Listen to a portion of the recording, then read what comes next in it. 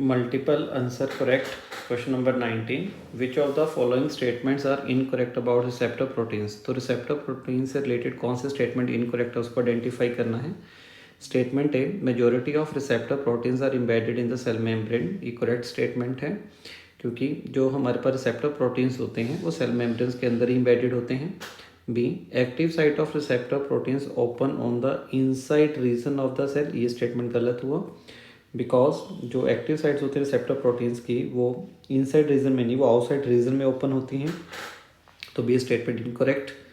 Chemical messengers received at the binding site of the receptor proteins, बिल्कुल correct statement है.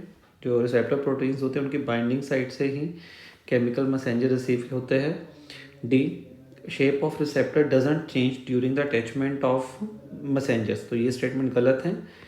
जो receptor का shape होता है जब मैसेंजर ज्वाइन करता है तो शेप में चेंज आता है. तो इसका मतलब इसमें आइडेंटिफाई करना था कौन सा स्टेटमेंट इनकरेक्ट है. तो इनकरेक्ट स्टेटमेंट जो रहेंगे वो बी और डी होगा.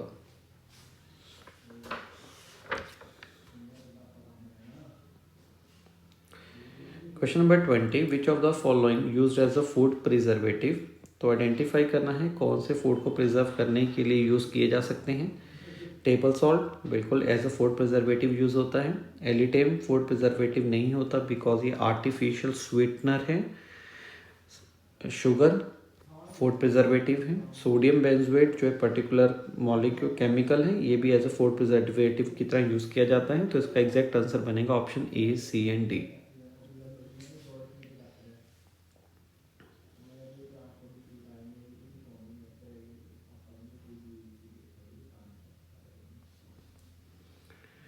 Question number 21. Compound with antiseptic properties. Identify करना है कि कौन से कंपाउंड्स की एंटीसेप्टिक प्रॉपर्टीज़ हैं. तो पहला ऑप्शन है CHCl3. CHCl3 is called chloroform. Chloroform का एंटीसेप्टिक एक्शन नहीं होता. CHI3 है आइडोफॉर्म होता है और आइडोफॉर्म का एंटीसेप्टिक एक्शन है. Boric acid is also act as antiseptic. 0.3 ppm aqua solution of Cl2 ये नहीं है बिकॉज जो Cl2 का एक्वा सोल्यूशन होता है 0.3 ppm कंसनट्रेशन में वो एंटीसेप्टिक की तरह नहीं काम करता, वो एज अ डिसइंफेक्टेंट की तरह काम करता है. तो इसका जो एग्जैक्ट आंसर बनेगा option B and option C.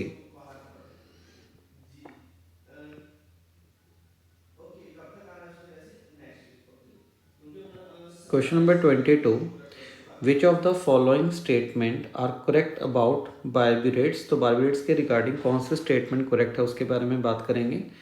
First आता है हिप्नोटिक्स मीन ये स्लीप प्रोड्यूसिंग एजेंट्स होते हैं. ये बारबेरेट्स की प्रॉपर्टी है, बिल्कुल सही पॉइंट है. बारबेरेट्स आर ट्रैंकुलाइजर्स, करेक्ट स्टेटमेंट है. एनाल्जेसिक ये नहीं होते हमारे पास. पेन से रिलीफ नहीं दिलाते और साथ में ये सेंट्रल नर्वस सिस्टम पे ही हमेशा एक्ट करते हैं. तो डी ऑप्शंस भी गलत है हमारे पास. तो करेक्ट स्टेटमेंट आइडेंटिफाई करना था तो आएगा option A and option B.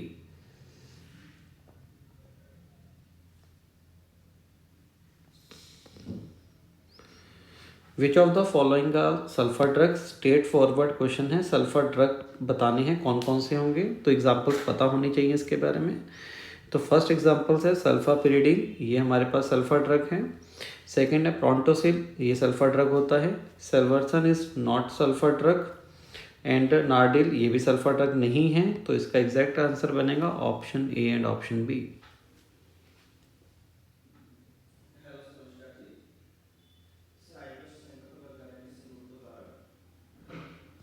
Question number 24. Which of the following are antidepressant. तो आइडेंटिफाई करना है कौन सा एंटी डिप्रेसेंट है. एंटी डिप्रेसेंट वो ड्रग्स होती हैं जो डिप्रेशन से रिलीफ दिलाती हैं. तो हमारे पास यहाँ पे 4 एग्जांपल्स है और एंटी डिप्रेसेंट को आइडेंटिफाई करेंगे. 24 में फर्स्ट एग्जांपल जो हमारे पास गिवन है वो है एप्रोनाजिड, ये हमारे पास एंटी डिप्रेसेंट होता है. फेनल्जाइन ये भी एंटी डिप्रेसेंट की तरह काम करता है. Equanil is also act as anti depressant.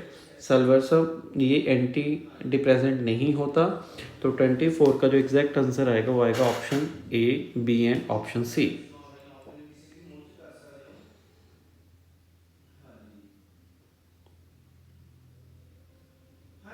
Question number 25. Which of the following statement are incorrect about penicillin. तो पेंसिलिन मेंशन किया हुआ है, इसके बारे में जो इनकरेक्ट स्टेटमेंट है उसको आइडेंटिफाई करेंगे. पेंसिलिन हमारे पास एंटी बैक्टीरियल फंगस होती है, ये स्टेटमेंट बिल्कुल करेक्ट है, is a correct statement.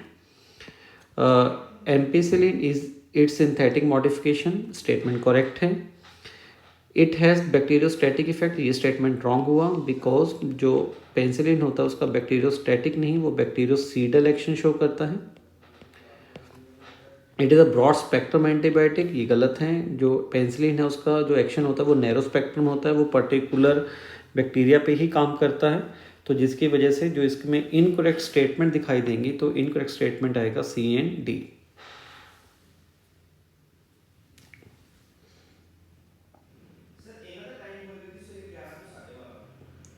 Question number 26, which of the following compounds are administered as a antacid. तो इनमें से कौन सा कंपाउंड एज एंटासिड्स की तरह यूज़ किया जाएगा। तो एंटासिड्स वो होते हैं जो एसिडिटी से रिलीफ दिलाते हैं, तो डेफिनेटली एसिडिटी से तो बेस ही रिलीफ दिलाते हैं, तो बेस होने चाहिए। पर हमेशा एक चीज़ का ध्यान रखना है कि हर बेस एज एंटासिड्स की तरह यूज़ नहीं हो सकता। तो इसके अंदर पर्टिकुलर वो एग्जाम्पल आपने आइडेंटिफाई करने हैं जो आपकी लिटरेचर मतलब आपकी एनसीईआरटी के अंदर गिवन है। तो सोडियम कार्बोनेट हमारे पास एज एंटासिड यूज़ नहीं होता, तो ए ऑप्शंस नहीं आएगा। Sodium hydrogen carbonate as antacid use किया जा सकता है। एल्युमिनियम कार्बोनेट एंटासिड्स की तरह यूज़ नहीं होता। Magnesium hydroxide as antacid use होता है। तो इस क्वेश्चन का एग्जैक्ट आंसर बनेगा option B and option D.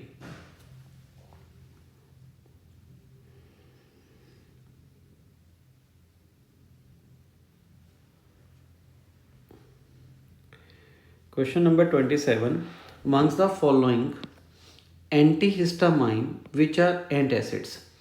तो यहाँ पे एंटीहिस्टामाइंस गिवन है। एंटीहिस्टामाइंस वो होते हैं जो बेसिकली एलर्जी से बचाते हैं।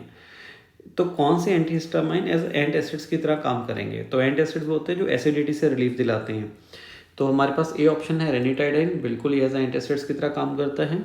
ब्रोमफेनिनामाइन ये नहीं होता, टर्फेनाडाइन ये नहीं है। Cimetidine yes.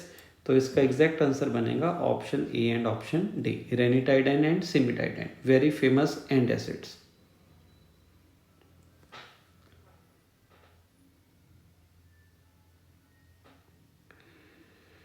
Question number 28, Veronal and Luminal are derivative of barbituric acids which are. तो वर्नोल एंड ल्यूमिनल के बारे में बताना है कि ये किसकी तरह काम करते हैं। बार्बिटूरिक एसिड ये बार्बिटेट फैमिली से बिलोंग करते हैं, बेसिकली दे आर ट्रैंकुलाइजर्स, तो ये ऑप्शन सही है। ट्रैंकुलाइजर्स हैं, एनाल्जेसिक नहीं हैं, एंटी एलर्जिक नहीं हैं। जो ट्रैंकुलाइजर्स होते हैं वो बेसिकली सेंट्रल नर्वस सिस्टम पे एक्ट करते हैं, तो इसका मतलब बोल सकते हैं ये न्यूरोलॉजिकली एक्टिव ड्रग हुआ। तो हमारे पास इसका एग्जैक्ट आंसर बनेगा option A and option D.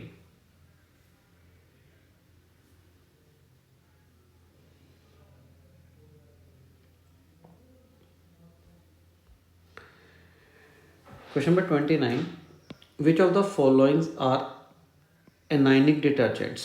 Okay, first है sodium salt of sulphonated long chain alcohol, बिल्कुल sodium salt of sulphonated long chain alcohol जो होता है वो एनाइनिक डिटर्जेंट्स होते हैं। B option ester of stearic acid and polyethylene glycol ये नहीं होगा, ये दोनों मिलकर नॉन आयनिक डिटर्जेंट्स का फॉर्मेशन करते हैं। सी quaternary ammonium salt of amines with acetates ये नहीं है, बिकॉज ये कैटाइनिक डिटर्जेंट्स बनाते हैं। Sodium salt of sulphonated long chain hydrocarbons, correct, तो ये एनाइनिक डिटर्जेंट्स बनाएंगे। तो इसमें आइडेंटिफाई करना था कौन कौन से एनाइनिक डिटर्जेंट्स हैं, तो option A and option D.